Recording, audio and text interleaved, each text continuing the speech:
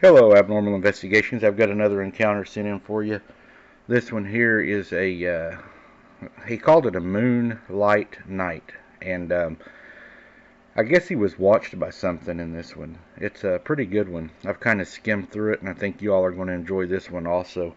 Hope you all are having a good day. Thank you so much for watching these videos, clicking the like button, sharing them out, guys. It makes a huge difference. And we've grown a lot just by the support you all have given us, so we really appreciate that, and to all the new members. In my line of work, I have the privilege of working with individuals from all over the world. Living in an area where several colleges are located, it's easy to find part-time help when I need extra hands. College students often jump at the chance to pick up evening shifts that fit around their class schedules, making the late swing shift, the graveyard shift, the most popular among them. Working nights comes with its own unique atmosphere. There's something about the stillness of the late hours. The hum of the machinery, the flickering of the fluorescent lights, and the occasional sound of wind against the building. That creates the perfect setting for the creepy vibe to settle in. Conversations tend to drift toward the eerie and the unexplained. Ghosts are often the icebreaker, quickly leading to stories of Sasquatch, Dogman, UFOs, and other mysteries. In fact, the first story that I've ever came across came from a conversation like this. It was a tale I heard from someone I had crossed paths with during the late shift and worked with a number of years. Of course, I changed the names to protect their privacy, but the details stayed vivid from the story as I recreated it in my mind as it was told to me. Just the other evening, we were all talking about Friday the 13th, why it's considered unlucky, and the origins of its creepy reputation. That's when one of the employees, a guy named Trevor, decided to share his own Friday the 13th story with us. It wasn't the kind of tale you would expect. Trevor had a way of speaking that drew everyone in, and as he began, the usual hum of the workplace seemed to quiet down. I will share his experience as he told it to us from his perspective. When I was in high school, we noticed that Friday the 13th was coming up on the calendar. Back then, those nights were a big deal for my friends and me. We'd head to the woods, light a campfire, and swap scary stories until someone got too freaked out and wanted to leave. But of course, I was scheduled to work the night. At the time, I had a job busting tables at the local restaurant.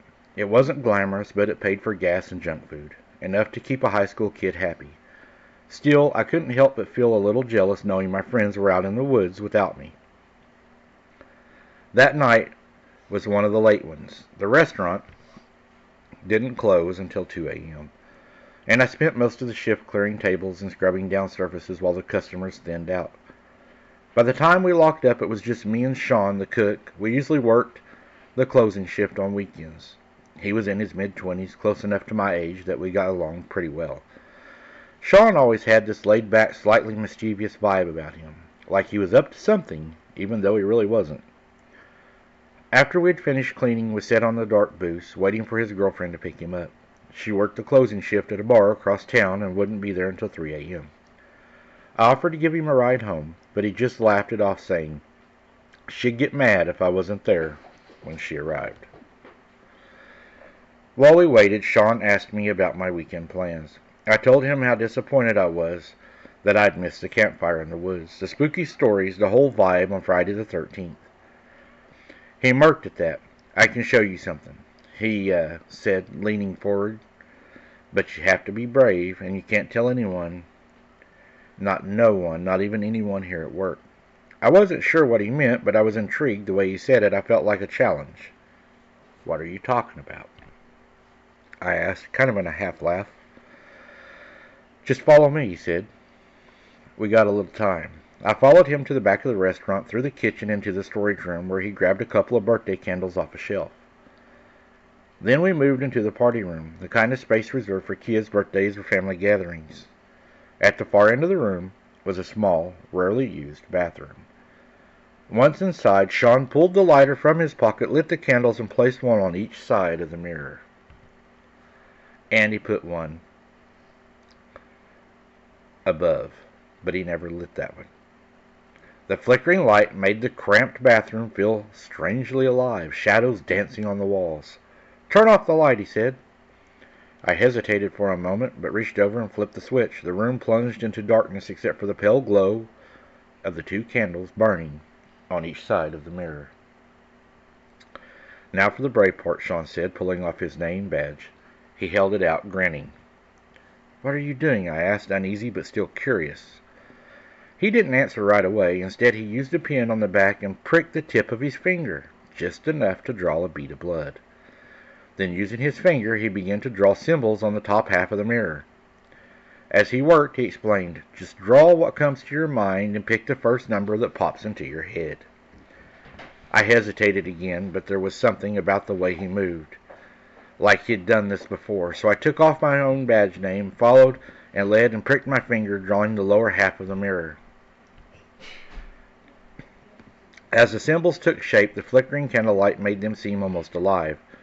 My heart was pounding, but I didn't stop. When I was done, Sean stepped back and started smiling and staring at the mirror, his face unreadable in the dim light. "What now?" I asked, my voice barely above a whisper.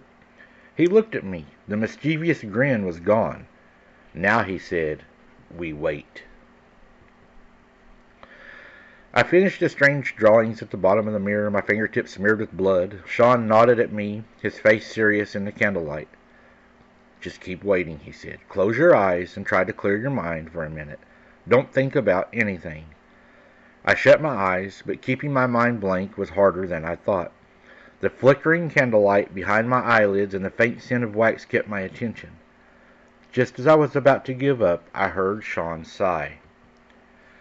Taking it as a sign, I opened my eyes. The mirror was fogged over, not just with condensation, but with something more, as if the mist itself had sunk beneath the blood smears.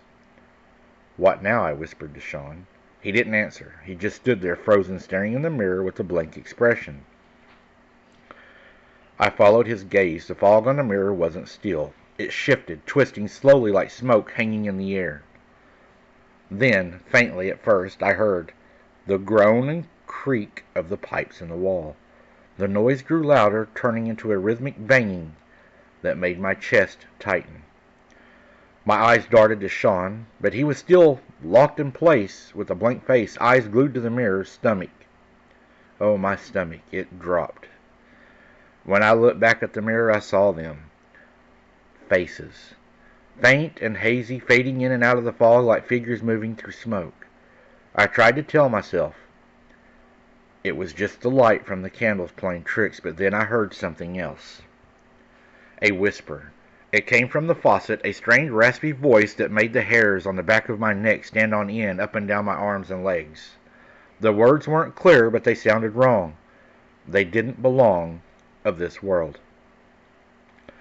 I wanted to move, but my body refused. My eyes stayed locked on the mirror as the faces grew clearer, their hollow eyes and twisted mouths emerging from the fog. One face lingered longer than the rest, its features sharper, its gaze fixed directly on me. My legs felt like lead, but I managed to reach over and tug on Sean's pants leg. He didn't move. His face was stuck in the same blank trance, staring at the mirror as if he was hypnotized. "Sean," I whispered, my voice barely audible. Nothing. Summoning every ounce of courage, I grunted and forced myself to yell, "Sean." The sound shattered the stillness, and he stammered out of his daze, looking confused. His eyes flickered down to the candles, and without a word, he swiped them into the sink, extinguishing their flames. The room plunged into darkness, blackness. "Let's go," I managed to say, my voice shaking. I reached for the door handle, but as my fingers wrapped around it, several loud knocks pounded on the door. The sound rattled the wood and the handle in my hand.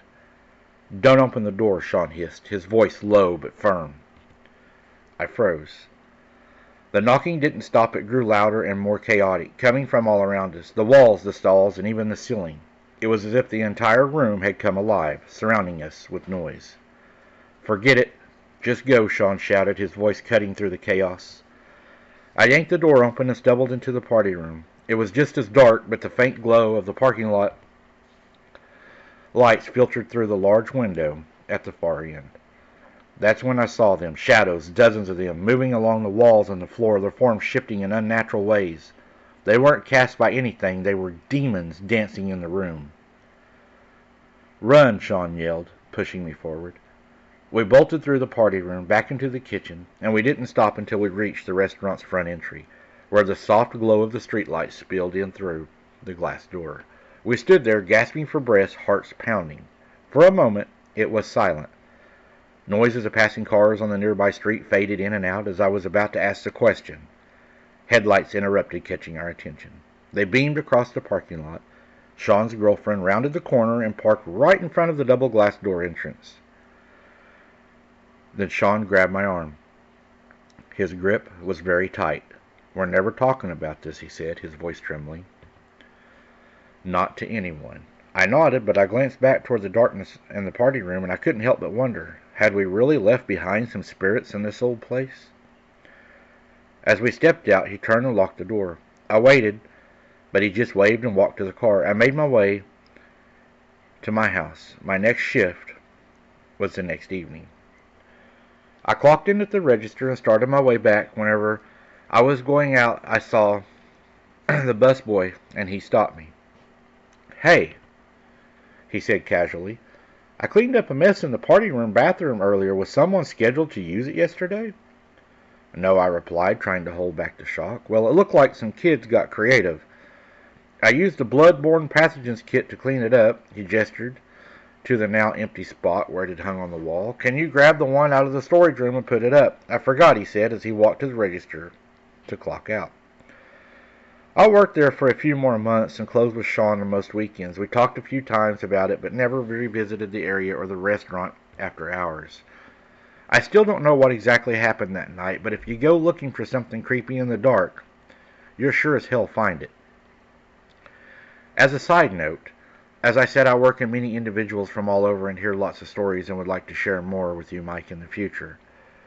I listen to your podcast and believe it is one of the best ones out there. You're a truther, one of the few lights among the darkness.